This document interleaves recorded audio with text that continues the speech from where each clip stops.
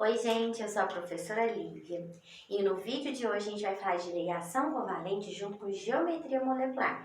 Visto que essa propriedade de geometria molecular acontece e aparece somente nos compostos moleculares, aqueles que realizam esse tipo de ligação. Vem comigo após a vinheta.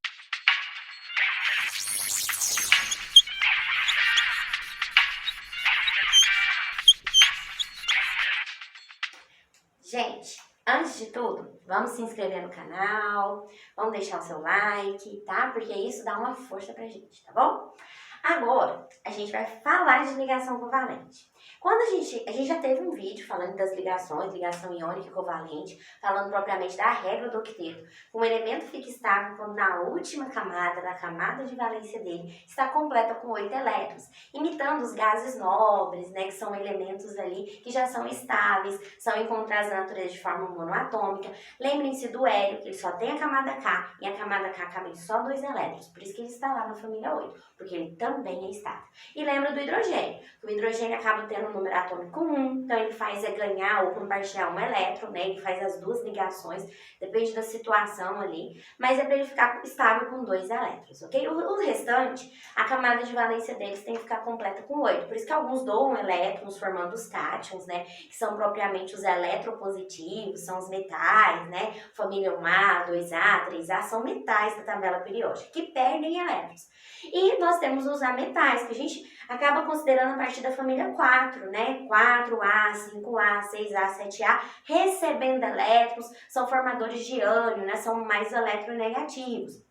Essa transferência de elétrons resulta na ligação iônica. Você pode assistir o vídeo, vou deixar na descrição aqui, sobre ligação iônica e falando um pouquinho de ligação covalente. E voltando na ligação covalente, acontece um compartilhamento de elétrons. Então, a ligação covalente ela pode ser normal ou dativa, podendo dentro da normal ser simples, dupla e tripla ligação, dependendo do número de pares de elétrons que foram compartilhados. Deixa eu dar um exemplo aqui para vocês. Quando a gente tem um caso de um ácido, o ácido fluorídrico, né? Isso aqui é a forma molecular ou a forma do composto.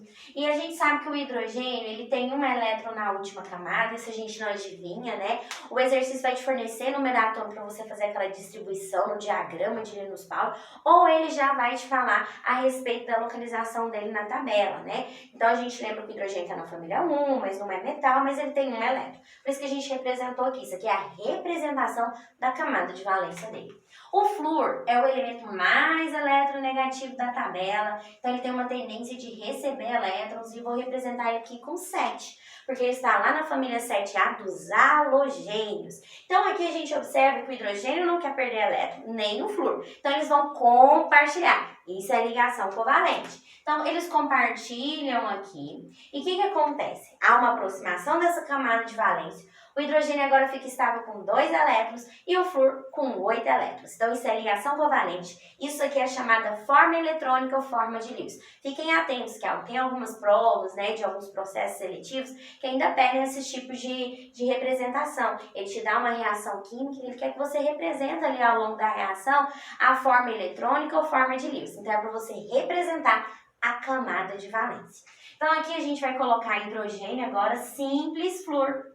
Tá vendo esse tracinho? Isso é forma estrutural. Cada par de elétron compartilhado forma esse tracinho, tá? Isso a gente já tinha comentado, vocês sabem disso, e a gente chama isso de ligação covalente normal, podendo existir a dupla também, né? Se a gente tem aqui a molécula, por exemplo, de O2, o oxigênio está na família 6, tá? Se consulta a tabela periódica, então ele tem 6 elétrons. Esse outro oxigênio também tem 6 elétrons, então eles vão compartilhar 2 pares aqui.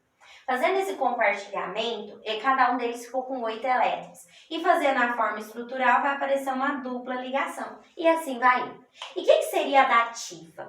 A ligação covalente dativa é aquela onde o elemento já está estável e ele tem par de elétron livre ou par de elétron não ligante. Ele vai pegar esse parzinho e emprestar para o outro.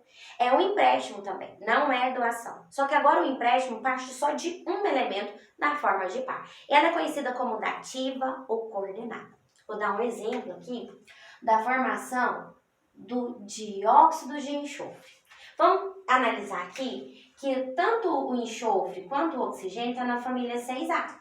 São ametais, eles vão compartilhar, então não vai ter a doação de elétrons. E aí a gente começa colocando o enxofre como elemento central. Como eu já disse para vocês, esse elemento central, o elemento do meio, é aquele que pode fazer maior número de ligação. Como aqui, tanto o oxigênio quanto o enxofre poderiam fazer 2 ligações, né, para completar e ficar com 8 elétrons, o desempate para saber quem é o elemento central, o elemento que você vai desenhar no meio e partir as outras ligações, foi aquele que está em menor quantidade de átomos. Eu tenho que desenhar só um enxofre e tenho que desenhar 2 átomos de oxigênio. Então, o enxofre vai ficar no meio. A gente vai chamar ele de elemento central.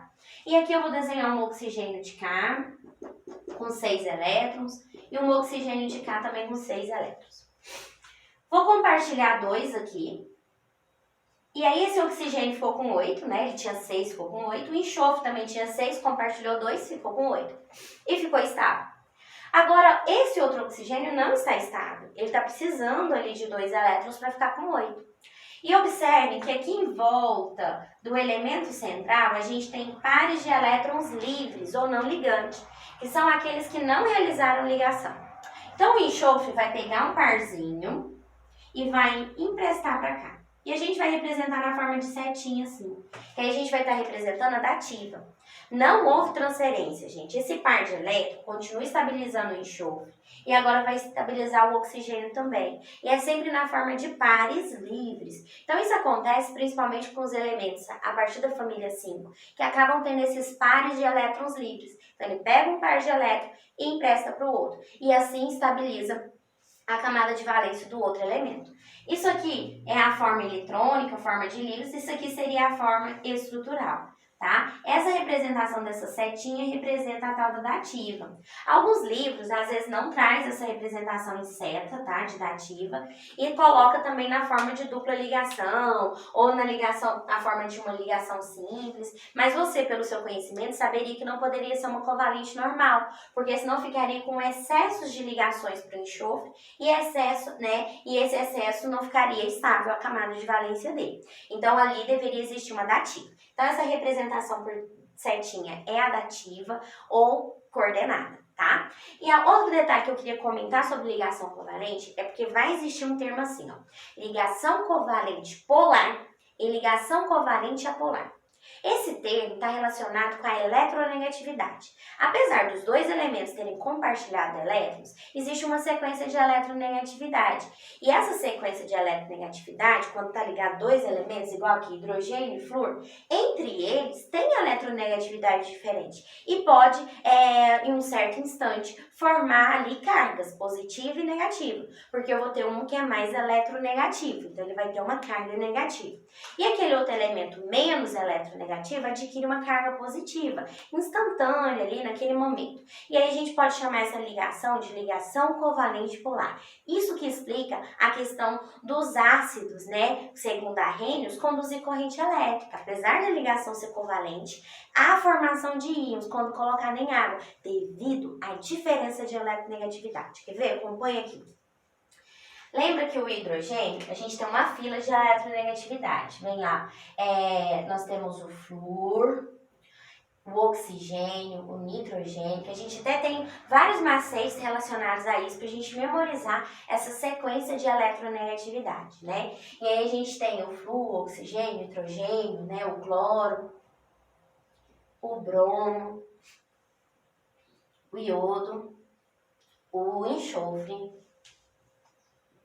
e o hidrogênio é o último. Essa aqui é a sequência de eletronegatividade, ó. A eletronegatividade cresce para cá. Lembra do FO? O flúor, oxigênio e hidrogênio são os 3 mais eletronegativos. Sabendo dessa sequência, tá vendo que o hidrogênio foi o último? Então aqui, entre hidrogênio e flúor, o hidrogênio vai adquirir uma carguinha positiva, porque ele é menos eletronegativo. E o flúor uma carga negativa, porque ele é mais eletronegativo. Tá vendo que teve diferença de carga? Por isso que a gente chama essa ligação aqui de ligação covalente, polar. Não é que teve transferência de elétrons, mas baseado na diferença de eletronegatividade.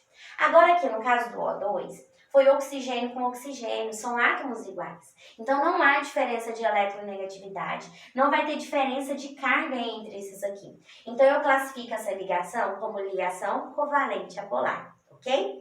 Agora, e a geometria? A geometria está relacionada com esses compostos que realizam ligação covalente. E elas podem ser linear, angular, trigonal, que é a mesma coisa que triangular, e tetraédrica.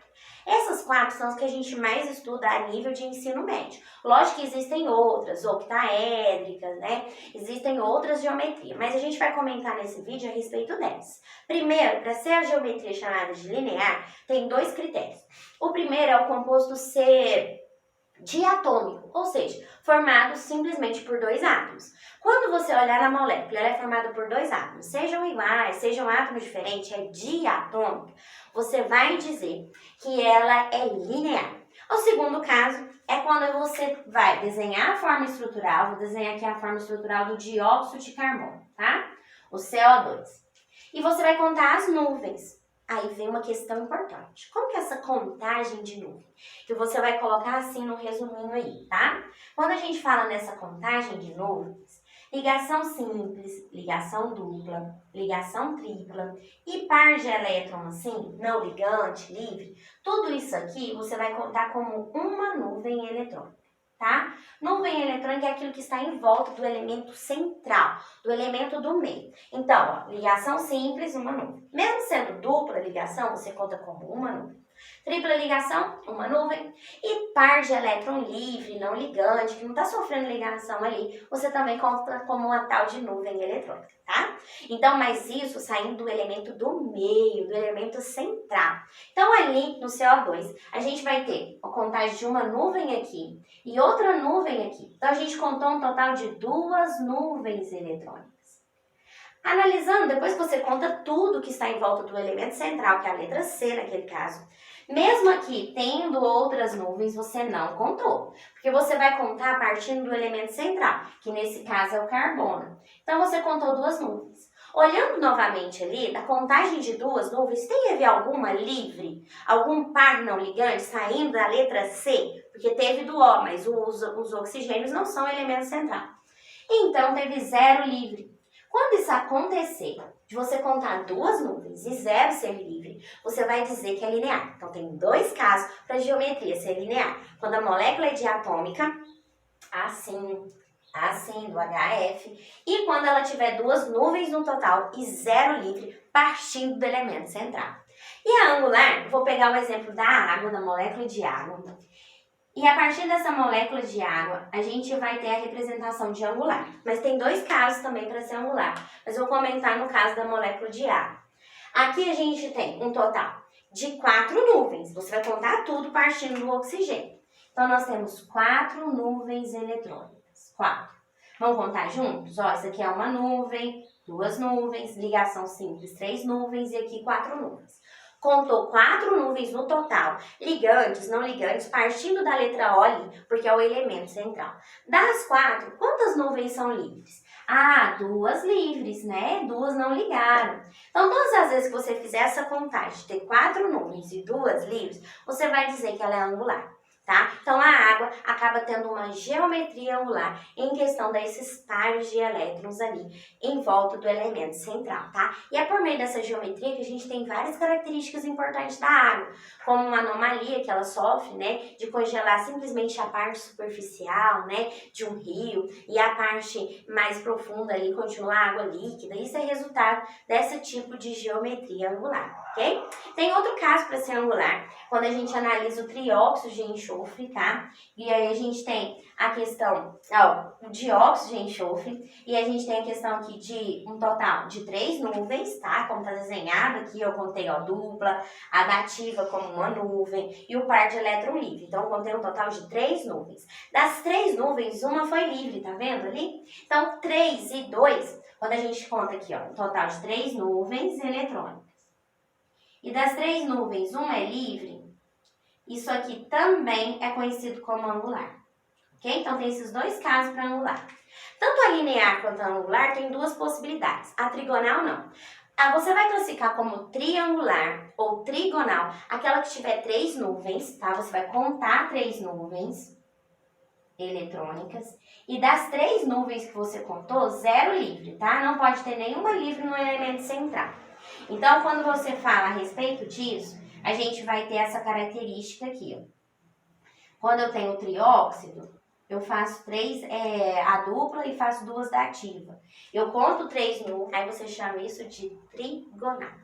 Tem outras geometrias, como eu falei para vocês, piramidal, tetraedro, que a gente também estuda a nível médio. Mas isso fica assunto para um próximo vídeo, ok? Espero que tenham gostado. Estudem bastante essa parte de ligação, que é extremamente importante você reconhecer o tipo da ligação, o tipo de molécula que a gente tem, porque a partindo disso, partindo da geometria, é que a gente classifica se a molécula é polar, apolar. E lembra que na química existe uma regrinha, semelhante dissolve semelhante. Então, quando a gente tem uma polaridade semelhante, a gente sabe que eles vão formar um tipo de mistura homogênea ou heterogênea, a partir dessa geometria molecular, ok?